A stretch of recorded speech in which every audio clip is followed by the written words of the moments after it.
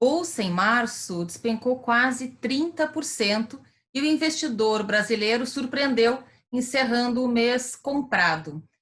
Será que a pessoa física aprendeu a não vender na baixa e comprar na alta? Eu converso com o Leandro Miranda, que é diretor executivo do Bradesco, responsável pela Ágora Investimentos, sobre essa transformação do investidor, pessoa física, aí nos últimos anos. Leandro, bem-vindo.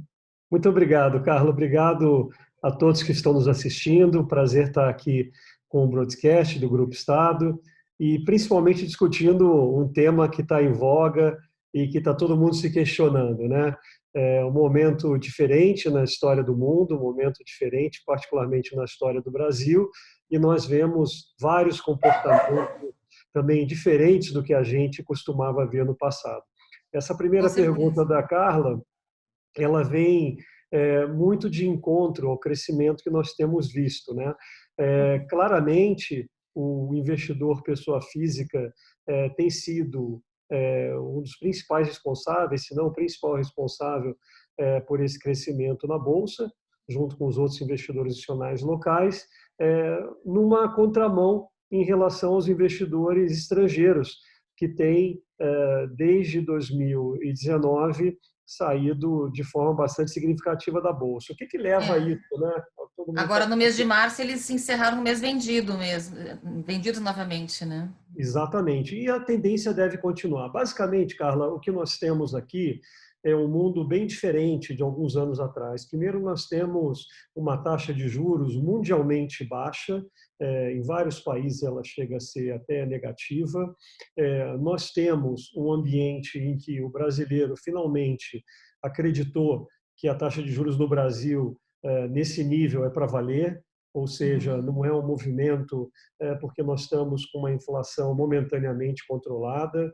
Pelo contrário, as taxas de juros aqui, projetadas por todos os economistas, tendem, inclusive, a baixar mais ainda. Nós Sim, estamos todos vêm vivendo. reduzindo, né, a previsão para a Selic, até por conta dessa crise que a gente está vivendo hoje, né? Exatamente. A gente tem aqui inclusive uma deflação, né? Uhum. Ou seja, mesmo com a desvalorização cambial, nós devemos ainda continuar com a inflação bem sob controle, dando Uhum. espaço para o Banco Central descer mais ainda as taxas de juros e, com isso daqui, tentar, como uma das várias medidas que o governo tem tomado, de estar proporcionando um ambiente mais benéfico para os negócios, que está enfrentando uma crise global, uma crise diferente, uma crise de saúde, né? Uhum, sim. Por que que o mês de março foi tão forte para as pessoas físicas? Claramente o que a gente viu aqui é que é, há uma consciência de que os preços estavam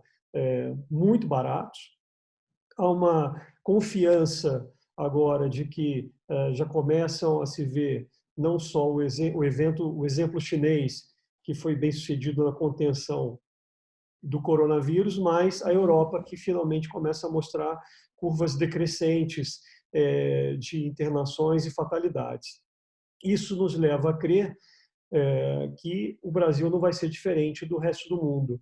Então, os Uhum. investidores estão aprendendo com a experiência de outros países o que que deve estar acontecendo. Como nós temos um ambiente com taxas declinantes, né, e apesar da gente ter um ambiente econômico incerto, um PIB que deve sofrer bastante, as ações estavam bastante depreciadas e era uma oportunidade de compra. Acho que a gente vai continuar vendo esse Sim. ambiente daqui para frente, porque é E um Leandro, ambiente onde nós devemos ter mais informações positivas aí sobre o tratamento sobre do Covid.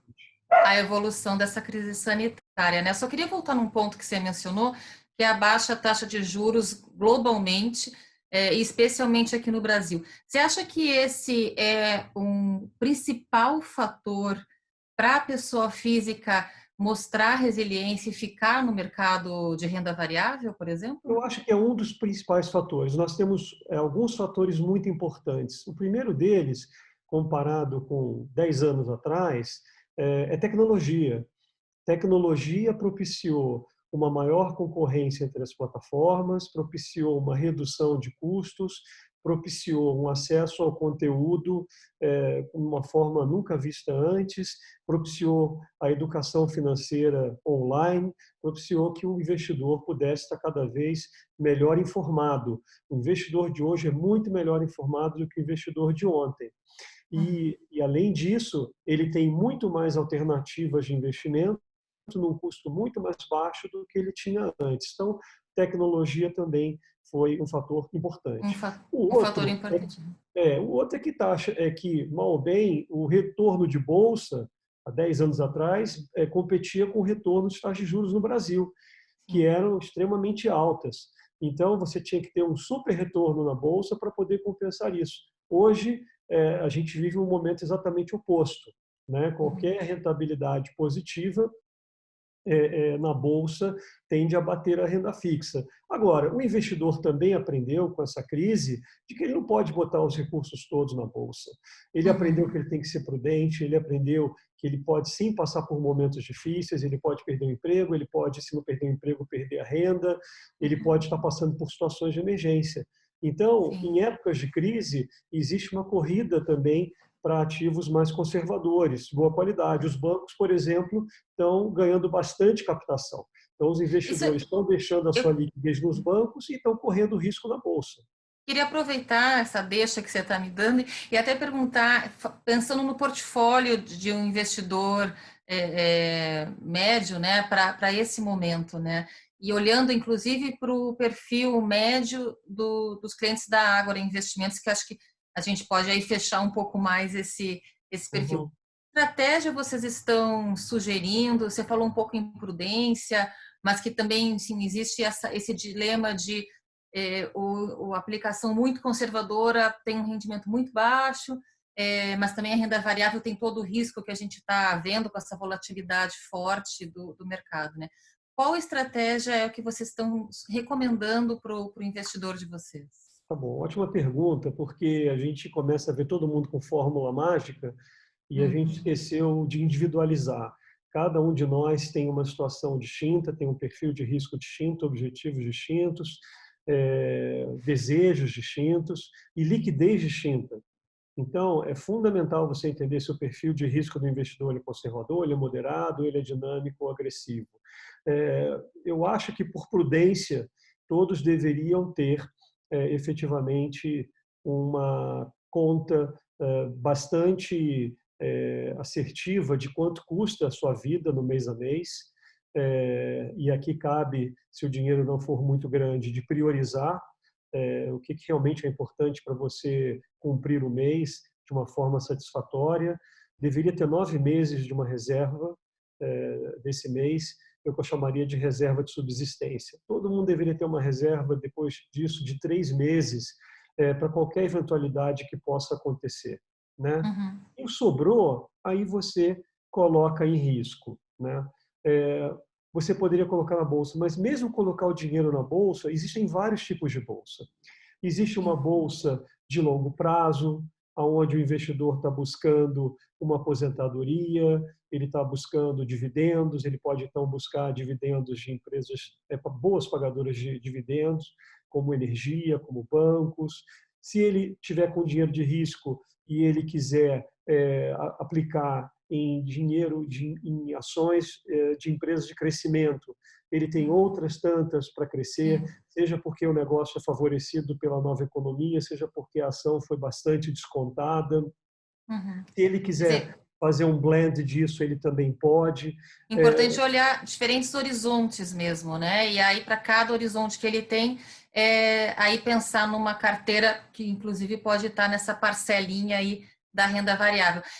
Dentro de de todas as possibilidades que a gente está falando, e aqui nesse momento em renda variável, fundo imobiliário, vocês entendem que ainda é uma opção, perdeu bastante no início do ano, né? Mas é um ativo que ganhou muitos cotistas, a gente tem mais de 760 mil CPFs investidos ativamente hoje em fundo imobiliário, né? Um crescimento muito grande, né? Fundo imobiliário faz parte dessa parcelinha, é um tijolinho que tem que estar nesse alicerce aí? Olha, a primeira coisa é que não existe uma categoria fundo imobiliário. Esse é um grande equívoco que todo que o investidor é levado a correr, né? Existe fundo, por exemplo, de construção, em que você está correndo o risco de empreendimento, da venda do empreendimento, e esse é um momento bastante complicado. Do tipo de Uhum. empreendimento tem de alta, baixa renda, tem fundos logísticos, tem fundos, por exemplo, de renda, que já estão com imóveis locados, tem que ver se ele é residencial ou se ele é comercial. Então, o Uhum. universo de fundos imobiliários ele é bem rico e cada um desses ativos corresponde a riscos bem diferentes. A primeira coisa é ter certeza que você entende o investimento que você está fazendo e os riscos que você está correndo. Quando nós Uhum. vemos assim normalmente um boom de um determinado ativo, é certeza que é um modismo de que as pessoas vão estar perdendo dinheiro ali. Fundamental é você ter um ótimo assessor de investimento que conheça seu perfil, conheça seus objetivos, suas necessidades, sua Uhum. liquidez, o tipo de risco que você quer correr para colocar não num ativo, mas num portfólio de ativos, com fundos, com ações, com títulos de Sim, renda fixa e também, eventualmente, com fundos imobiliários, dependendo da característica. entendi. Quer dizer, o mesmo tratamento que você sugere aqui para ações, então vai ter ali uma carteira de ações para aposentadoria, aquelas ações de crescimento, aquelas empresas de crescimento, também é preciso olhar com essa discricionariedade os fundos imobiliários. Eu quero aproveitar que a gente está falando aqui que existem, de fato, várias opções, mesmo dentro de categorias fechadas, categoria fundo imobiliário, categoria ações, enfim, é um universo dentro dessas duas grandes famílias, digamos, e perguntar uma coisa, uma questão sobre o dia a dia na agroinvestimentos. Eu suponho que, assim como todas as outras plataformas de investimento hoje, oferecem uma gama enorme de possibilidades, de alternativas de ativos para os seus clientes. E eu acredito que um grande desafio seja para o cliente de vocês, na plataforma da Ágora, ele chegar na plataforma e conseguir discernir qual tipo de ativo ele deve ir, e aí mais, o passo adiante, que é a tua recomendação, dentro dessa classe de ativos, o que realmente faz sentido para o horizonte, o perfil de risco. Qual solução vocês têm encontrado para esse desafio de apoiar o cliente lá na ponta, para ele conseguir discernir o que é melhor para ele? Excelente pergunta. Nós temos o nosso negócio baseado em alguns pilares. O primeiro deles é a educação financeira e o segundo é conteúdo. Nós acreditamos que o cliente bem informado, ele consegue entender melhor a sua situação e, junto com um assessor financeiro, definir o que é melhor para ele. Nós temos uma parceria no Brasil, que é a maior em conteúdo, que é com o Grupo Estado, são atingidos através de TV, rádio, jornal, broadcast, mais de 31 milhões de pessoas, e a Ágora tem uma dedicação enorme na parte de treinamento e de educação. Nós temos a Unibrad, no Grupo Bradesco, que foi escolhida pela ONU como a melhor universidade corporativa do mundo, onde nós treinamos os nossos assessores financeiros. Nós temos uma dedicação enorme à parte de conteúdo, e isso é a primeira parte, o primeiro ingrediente muito importante. A questão da assessoria financeira é fundamental. Nós, na Ágora, entendemos que o investidor quer uma plataforma aberta de investimentos. Ele quer ter acesso a todos os produtos do mercado. Mas se você entregar e colocá-lo no meio desse mercado, ele fica perdido e efetivamente ele pode correr em riscos que ele não tem noção, e é mais fácil ele cometer um erro do que o acerto. Então nós temos uma curadoria de produtos. Todos os produtos que tem no mercado, nós ranqueamos os melhores para cada tipo de risco, para cada objetivo. E essa curadoria de produtos, junto com a assessoria financeira para um investidor que foi educado por nós e que recebeu todo o conteúdo que a gente acha adequado, a gente consegue achar a melhor cesta de produtos para ele. Não tem segredo. Sim. Conteúdo, educação financeira, curadoria de produtos, dentre tudo o que existe, uma ótima assessoria financeira dedicada para esse investidor no momento que ele precisar. Sim. Leandro, para finalizar, eu estou trabalhando em home office, você está em home office essa semana. Também. Enfim, esse momento de pandemia está alterando o nosso jeito de trabalhar, e eu suponho que também exigindo um replanejamento de várias questões para Sim. vocês. Eu queria saber como que vocês estão, se vocês estão alterando, o que que vocês, como que vocês estão se preparando para esse cenário adverso que está acontecendo agora, mas que a perspectiva para muitas casas de análise, para muitas empresas, é um cenário que vai se prolongar aí por muitos e muitos meses, né? Como que vocês estão se preparando para o que está por vir ainda? Bem, a Ágora investiu muito nos últimos anos em tecnologia e, se não é de longe a plataforma tecnológica mais avançada que a gente tem no Brasil, é uma das mais avançadas. Nós temos hoje capacidade de ter 100% do quadro em casa, inclusive os traders operando remotamente, ligados à mesa, ligados uns aos outros. E nós tivemos em março uma subida de 30% em relação ao volume de operações. Então, no mês em que nós fizemos home office, nós efetivamente tivemos o maior número de operações e tivemos menos erros. Nós tivemos menos problemas. Nossa estrutura está completamente aparelhada para isso. Hoje, no momento, nós temos 88% do nosso quadro em casa. Nós estamos revezando 12% para eventualidades, mas estamos absolutamente tranquilos de, por exemplo, amanhã poderíamos ter 100%. Sim. Então, conectividade, informação, comunicação, altíssima tecnologia de ponta, isso é o que faz o negócio ficar de pé e é essa conveniência que o investidor quer. Ele pode comprar, fazer os investimentos dele pelo home broker, pode fazer pelo internet banking, pode ligar para um trader que o trader vai atender na casa dele, ele não vai nem saber, tá certo? Ou ele pode comprar um dos fundos da nossa casa. E nós oferecemos todos os fundos do mercado, ele pode, com o assessor financeiro, definir dentro da curadoria qual que ele quer.